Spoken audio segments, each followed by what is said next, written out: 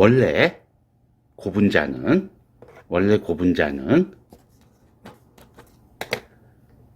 전기를 전달하지 않아.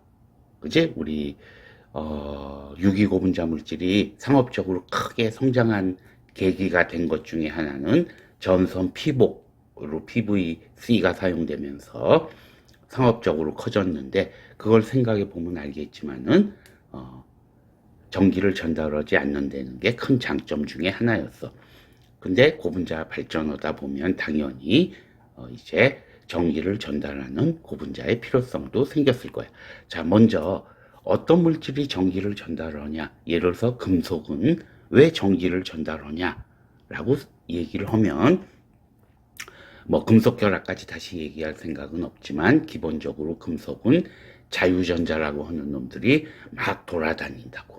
그지? 막 돌아다니기 때문에, 자유롭게 움직이면서 돌아다니기 때문에 이 자유전자가 전하가 걸리면 이거를 운반을 해주는 거야. 마찬가지로 공유결합을 하고 있을 경우에는, 자, 그러면 공유결합을 하고 있는 데는 금속과 같은 자유전자는 없다고. 모든 전자는 타이트하게 붙어 있어. 근데 공유결합을 하고 있는 유기물들 중에 그나마 덜 타이트하게 붙어 있는 전자가 뭐냐? 라고 하면은 우리 파이전자가 그나마 덜 강하게 붙어 있어. 그러니까 그나마 자유로운 전자야. 이 파이전자라고 하는 건 또 이건 뭐 화학의 기본을 얘기해야겠지만, 다 알다시피 파이전자라는 건 어떤 거냐면, 예를 들면 C하고 C의 이중결합이 있으면, 그지? 얘는 4개의 공유 전자를 갖고 있어. 그지? 두 개씩 해서 4개의 공유 전자를 갖고 있는데, 이 중에 한 쌍은 시그마 전자라고 해서 가운데 있고, 한 쌍이 위아래서 빙글빙글 돌고 있다고. 요걸 우리가 파이전자라고 얘기를 해. 그래서 그러니까 파이전자가 있으려고 하면은 어떤 놈들이 파이전자가 있냐면, 이중결합 또는 삼중결합을 하고 있는 놈들은 이렇게 파이전자가 존재한다고. 얘네들은 전기를 전달한다가 아니야.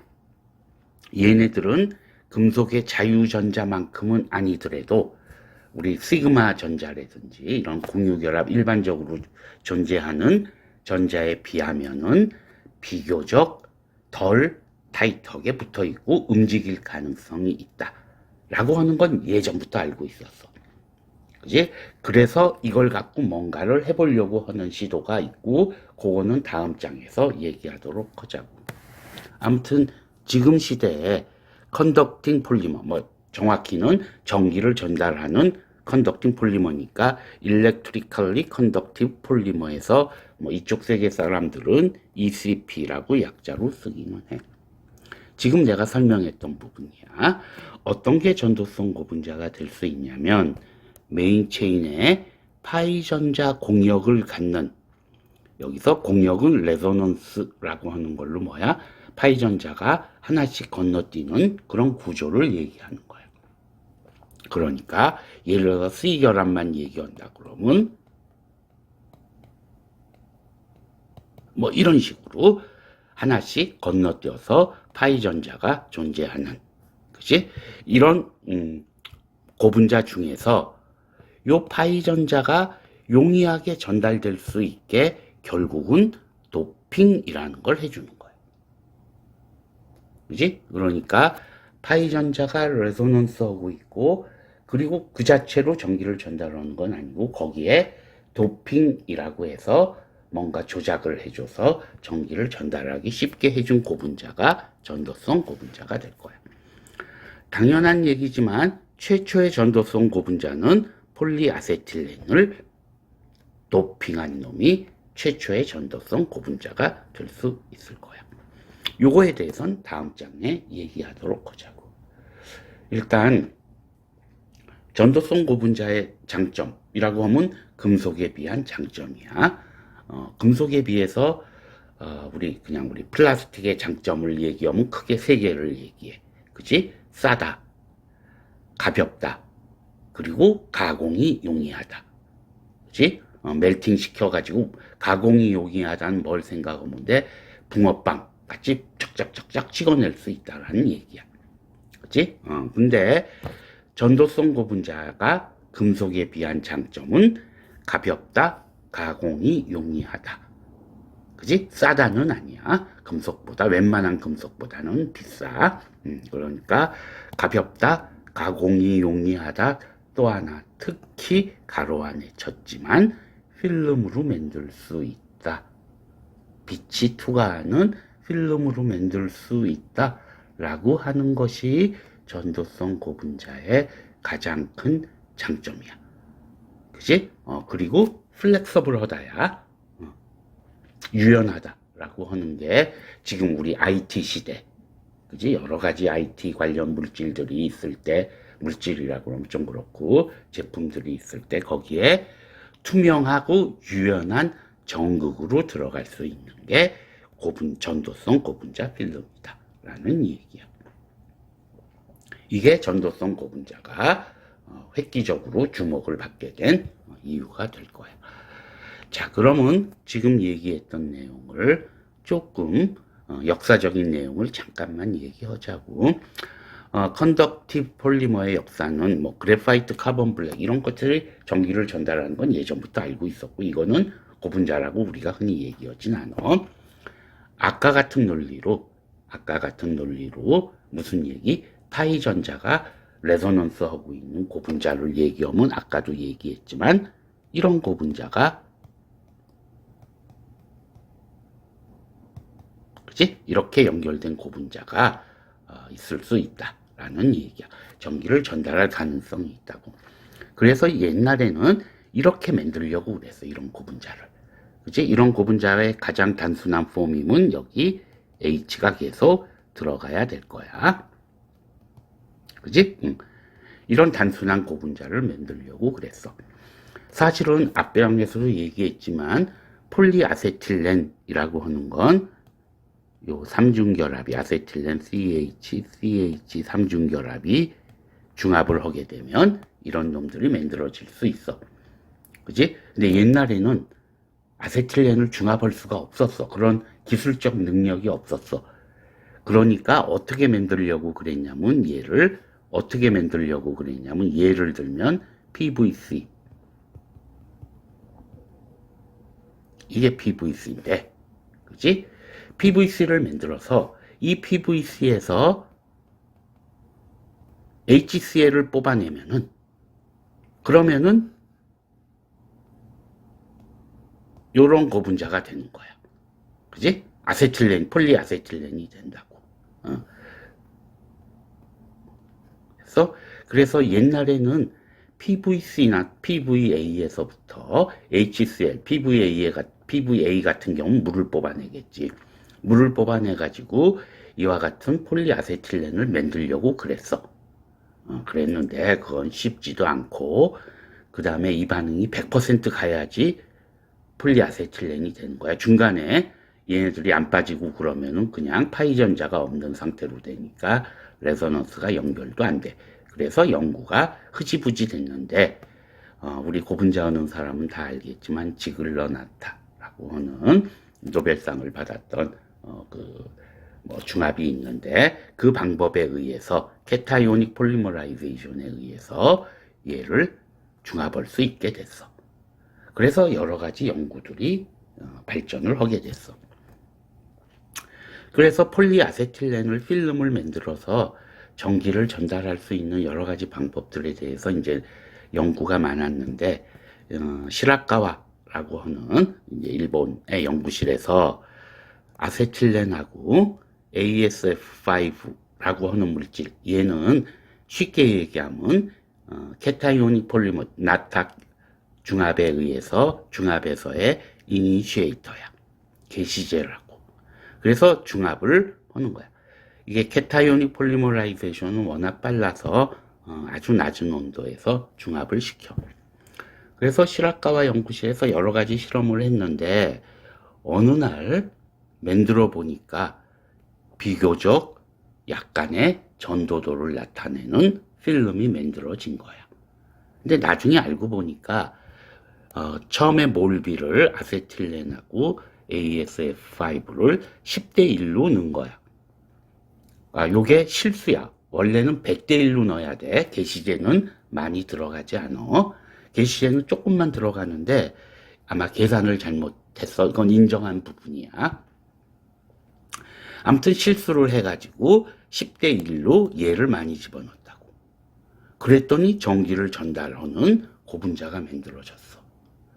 그래서 이거를 중심으로 해서 이제 여러 사람들이 이 고분자를 이제 얘가 너무 많이 사용됐으니까 얘를 제거하려고 순도를 높이려고 막 연구를 했어. 그런데 순도를 높이면 높일수록 전도도는 떨어지는 거야. 그지? 그러니까 이때 뭘 한 거야? 얘가 많이 사용했는데 얘가 불순물로 작용하는 게 아니라 뭔가 전기를 전달하는데 역할을 한다는 걸 알게 된 거야. 이걸 지금 시점에서 바라보면 얘가 뭘 한 거냐면 얘가 폴리아세틸렌을 도핑해 준 거야. 얘가 강산이기 때문에 얘를 전자를 줘가지고 산화환원이 용이하게 일어나게 해준 거라고. 이때부터 여러 종류의 도판트를 사용하면서 결국은 전도성 고분자에 대한 연구가 확립이 됐어. 그 공로로 지금 요 맥더미드 실학가와 그리고 한 명이 더 있을 거야. 히거라는 분까지 해서 세 명이 전도성 고분자에 대한 공로로 2000년도에 노벨 화학상을 받았어. 그러니까 고분자 중에서 노벨상 받은 이제 연구 업적이 몇 개 있는데 그 중에 하나가 이거고 지글러나타 촉매구 그 다음에 전도성 고분자 이거야. 결론을 얘기하면 지금 시점에서 결론을 얘기하면 뭐야? 앞부분에 썼듯이 파이전자 레서넌스가 고분자의 메인 체인에 있어야 되고 그리고 얘를 적절하게 도핑을 해줘야 돼. 여기서 도핑이라는 건 산화환원 반응이 용이하게 일어날 수 있도록 해주는 거야. 그래서 처음에 연구된 게 그래서 그 전에 잠깐 컨덕팅 메커니즘에 대해서 얘기하자. 메커니즘으로 돼 있는데 그런 건 아니고 일단 몇 가지 정의만 얘기하고 넘어가자. 우리가 얘기할 때 컨덕티비티 전도도라고 하는 건 시그마로 표현하고 이와 같은 식으로 나타낼 수 있어. 뭐 이 식이 그렇게 중요한 건 아니고 단지 여기서 전기를 전달하는 차지에 쿨롱이라고 하는 게 나오고 쿨롱이라는 단위는 1A 전류에 1초가 운반되는 전기량을 얘기해. 그래서 결국 전기량 쿨롱의 단위는 요 S 센티미터 제곱이야. 그지? 그러니까 S는 지금 발음은 지멘스야. 이거는 우리가 알고 있는 그 지멘스라고 하는 뭐 가전제품도 만들고 그런 회사 그 지멘스야. 사람 이름이야. 이 사람이 이 부분에 업적이 있어서 이 사람의 이름을 단위로 사용한 거고 그 사람이 만든 회사가 지멘스고 그래. 아무튼 이 전기량을 나타내는 게 지멘스 센티미터 제곱이야. 이 뜻은 뭐냐면 이 지멘스가 나타내는 건 전기량이고 그지? 전기량은 에다 면적을 곱해주면 전체 전달되는 전기량이 될 거다라는 얘기야. 그래서 지멘스는 뭐가 되냐면 지멘스하고는 우리가 잘 알고 있는 옴 저항하고는 반비례 관계야. 반비례 관계가 아니고 저항분의 1이 지멘스라고. 그래서 전도도는 지멘스 퍼 센티미터야. 단위 길이당의 전하량, 전기량을 우리가 전도도라고 하고 당연히 이거를 지멘스 대신에 저항 개념으로 바꿔주면 요런 단위로 나타낼 수 있을 거야. 전도도라고 하는 개념은 전기를 전달하는 물질들에 많이 사용하는 거고 반대 개념, 그러니까 전도도의 역은 최적 고유 저항이라고 그래. 최적 고유 저항은 당연히 요거의 역수니까 옴센티미터로 표현해. 됐어? 그러니까 얘는 최적 고유 저항은 어떤 때 사용하는 단위냐면, 주로 사용하냐면 그냥 유기고분자처럼 절연체로서 사용할 때는, 그러니까 전기를 전달하면 안 되는 경우에는 최적 고유 저항이 높아야 되는 거야. 그지? 그래서 부도체들, 우리 그냥 전도성 고분자가 아닌 일반 플라스틱들을 얘기할 때는 요 최적 고유 저항이라는 단위가 종종 사용돼. 아무튼 지금은 전기를 전달하는 고분자의 얘기니까 지멘스 또는 전도도의 단위는 지멘스 퍼 센티미터 하는 단위로 표현을 해주면. 그리고 오른쪽에는 여러 물질의 전도도가 오른쪽 표에 써 있어. 일단 전도도는 단위가 지멘스 퍼 센티미터야. 그래서 밑으로 가면은 이 값이 작은 게 될 거야. 그래서 전기를 전달하지 않는 물질, 뭐 폴리에틸렌, 나일론 뭐 이런 고분자들이 들어가 있고, 그 다음에 여기는 중간 영역이야. 전기를 전달하는 능력이 중간 정도 된다. 이거니까 우리가 이거를 반도체라는 표현을 사용해. 그지? 지금. 그리고 윗부분은 이제 전기를 도전성 물질들이야. 다 알다시피 그래파이트, 뭐 커퍼 아이언 이런 것들이고, 오른쪽에 보면은 이 정도의 전도도를 갖고 있는 고분자들이 여기 이렇게 써 있어. 그지? 요 고분자들은 많이 써 있긴 한데 사실 지금 사용되는 전도성 고분자로 사용되는 케이스는 거의 없고, 아무튼 이 자체가 전도도를 갖는다라는 얘기는 아니고, 얘네들을 어떻게 해줬을 때, 도핑 해줬을 때 전기를 전달한다라는 얘기야. 즉 모든 경우 도핑을 필요로 한다라고 얘기할 수 있어. 그 다음에 필름 같은 경우 하나 추가로 얘기해야 될 거는, 필름 등에서는 저항 그 단위를 표면 저항이라고 하는 단위로 표현하는 경우가 많이 있어. 요거는 뭘 얘기하는 거냐면, 우리 투명한 우리 정극이라고 그럴까? 필름들이 있을 때는 표면에서의 저항이 중요하다고. 그치? 그래서 우리가 표면 저항이라고 하는 값을 사용해줘. 근데 요 표현이 사실은 굉장히 어려운 내용이어서 다른 기회에 내가 따로 얘기할 수 있도록 할 거고, 요 표면 저항을 나타내는 기호는 옴퍼 스퀘어라고 읽어줘. 옴퍼 스퀘어라고. 스퀘어는 사각형을 얘기하잖아. 그러니까 표면에서의 저항을 얘기하는 거야. 우리가 이거를 만약에 곱해주고 나눠주고 뭐 이래서 사용할 때 단위는 그냥 옴으로 사용하면 돼. 그렇지만 그냥 옴으로 쓰면 저항을 의미하는 거기 때문에 구분을 해주기 위해서 옴 퍼 스퀘어 이렇게 네모로도 써.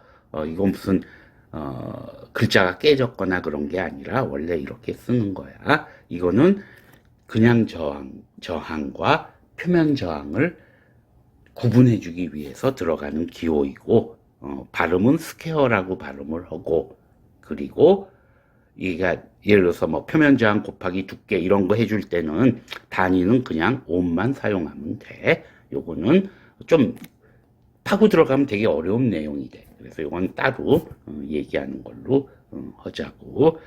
자, 그러고 나면 이제 전도성 고분자들에 대한 얘기를 할 텐데 잠깐만 쉬었다 옵시다.